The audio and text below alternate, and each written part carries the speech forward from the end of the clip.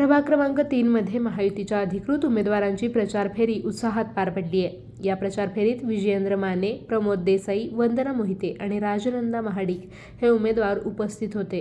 प्रचारादरम्यान नागरिकांनी मोठ्या संख्येने सहभाग नोंदवत उमेदवारांचे स्वागत केले. प्रचार फेरीदरम्यान उमेदवारांनी नागरिकांशी संवाद साधत त्यांच्या समस्या जाणून घेतल्या, तसेच प्रभागाच्या सर्वांगीण विकासासाठी महायुतीची भूमिका मांडली.